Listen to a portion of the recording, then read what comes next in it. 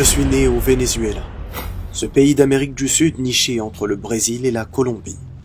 D'où je venais, l'Église catholique avait conçu un plan censé influencer notre comportement pour le reste de notre vie. Dans ce plan, Jésus, paix sur lui, était le personnage central, avec une naissance en décembre et une mort présumée à Pâques. Issu d'une famille pauvre, je ne comprenais pas comment Jésus pouvait faire tant de miracles sans pouvoir satisfaire mes demandes de cadeaux. En voyant sa souffrance sur les programmes télévisés qui retraçaient sa vie jusqu'à être crucifié, je pleurais tout en ne comprenant pas comment celui étant censé être le Fils de Dieu ne pouvait rien faire face aux hommes. J'ai donc commencé à aimer Jésus plus que mes propres parents. Pour gagner de l'argent de poche, j'ai aidé un photographe de la ville voisine. Ce photographe était aussi sorcier.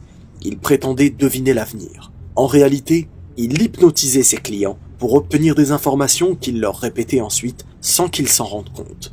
Mes parents fréquentaient un lieu où un chef spirituel me remit un talisman qui, d'après lui, me protégerait jusqu'à la mort. J'étais un élève plutôt sérieux, au point d'obtenir une bourse et de partir étudier aux États-Unis en 1977. À mon arrivée, je partageais ma chambre d'étudiant avec un garçon prénommé Fouad. Un jour, il me demanda s'il lui était possible de prier dans la chambre. Je n'y voyais pas d'inconvénient, c'était alors la première fois que je voyais un musulman prier. Après m'être renseigné rapidement sur le sujet de l'islam, je me rendis compte que le message de Jésus était le même que celui du prophète Mohammed, sallallahu alayhi wa sallam. Un message provenant d'un Dieu commun dans lequel Jésus alayhi salam et Mohammed sallallahu alayhi wa sallam n'avaient pour mission que d'annoncer la révélation. Je voulais alors savoir à tout prix quel était le niveau d'authenticité du Coran et quel était le niveau d'authenticité de la Bible, l'Évangile. Le Coran a sa version originale encore existante, 1400 ans après, sans que ne soit modifié un seul terme.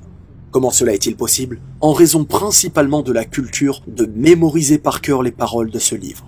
Je me rendis compte alors que l'Évangile fut traduit un nombre de fois important avant d'être lu dans ma langue natale, le vénézuélien. D'ailleurs, les premiers évangiles furent écrits en langue grecque alors que Jésus parlait l'araméen. J'appris aussi des choses bien plus graves.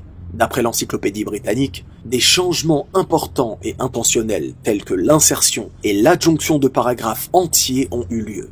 Il est affirmé que durant des siècles, les copistes avaient de toute évidence inséré des textes qui ne faisaient pas partie des Écritures, et par conséquent, le texte actuel de la Bible, l'Évangile, nous est parvenu chargé de toutes sortes de corruptions. Il est aujourd'hui connu de tous que lors de la traite négrière, les maîtres d'esclaves changeaient volontairement les passages de la Bible pour rendre plus docile leur sujet. Autre exemple, entre 1952 et aujourd'hui, les mentions de l'ascension de Jésus ont été supprimées. On peut lire dans Luc chapitre 24, « Pendant qu'il les bénissait, il se séparait d'eux et fut enlevé au ciel. » Ce passage se lit aujourd'hui comme ceci. « Pendant qu'il les bénissait, il se séparait d'eux. » Ainsi, les mots « fut enlevé au ciel » ont été supprimés. Je me suis alors demandé quelle était la position de l'islam vis-à-vis de la Bible. Eh bien, c'est simple. Toute chose qui dans la Bible est en accord avec le Coran et la Sunna est acceptable, et toute chose en contradiction avec le Coran est rejetée. Il est évident pour quiconque qui lit le Coran que ce livre se concentre entièrement sur l'unicité d'Allah, at-Tawhid. À la sourate 17, verset 88, on peut lire « Dit, même si les hommes et les djinns s'unissaient pour produire quelque chose de semblable à ce Coran, ils ne sauraient produire rien de semblable, même s'ils se soutenaient les uns les autres. » Le Coran, qui fut révélé il y a 14 siècles, a mentionné des faits qui n'ont été découverts ou prouvés par les hommes de science que très récemment. Par exemple, les différentes phases du développement embryonnaire en ces termes. Nous avons certes créé l'homme d'un extrait d'argile, puis nous en fîmes une goutte de sperme dans un reposoir solide. Dans le Coran, Jésus, prophète d'Allah, est mentionné sous le nom de Isa, fils de Marie, que la paix soit sur eux. Combien de fois? 25 fois. Les fondements du christianisme sont les 5 suivants. La Trinité, la divinité de Jésus, la filiation divine de Jésus, le péché originel et la rédemption. Alors qu'en islam, une seule chose suffit. L'unicité d'Allah. Allah étant le seul et l'unique qui mérite d'être adoré. Ceci est la croyance fondamentale de tout musulman. Comme cela est décrit dans le Coran, Jésus n'était pas une incarnation de Dieu, mais son prophète et messager. Et comme tout autre prophète, il était à tous les égards un être humain. Pourtant, la Bible nous informe que Jésus n'effectue aucun miracle de sa propre capacité. Il a été très clair et a précisé que tout ce qu'il faisait était par la volonté de celui qui l'a envoyé, Allah. Ceci est mentionnable dans l'épître de Jean à plusieurs reprises. Le terme « fils de Dieu » est utilisé pour plusieurs prophètes dans la Bible, comme Adam, Israël, David ou Salomon. Il est donc totalement faux de lui prêter une filiation à Dieu. Pour Allah, Jésus est comme Adam, qu'il créa de poussière, puis il lui dit « sois » et il fut. L'analyse impartiale des doctrines chrétiennes ne peut mener qu'à une seule conclusion, à savoir qu'elle ne concorde pas avec les enseignements de Jésus. Il suffit de savoir que durant les années qui suivirent immédiatement l'ascension de Jésus au paradis, aucun de ses adeptes ne le considérait autrement que comme un prophète de Dieu. Je compris alors que le but principal de tous les prophètes n'était pas de faire connaître aux gens l'existence de Dieu, mais plutôt de leur faire comprendre que Dieu, Allah, était le seul digne d'adoration, car il est le seul créateur des cieux et de la terre et le gérant de tout l'univers. Selon l'islam, ces prophètes sont tous frères et aucune distinction n'est à faire entre eux.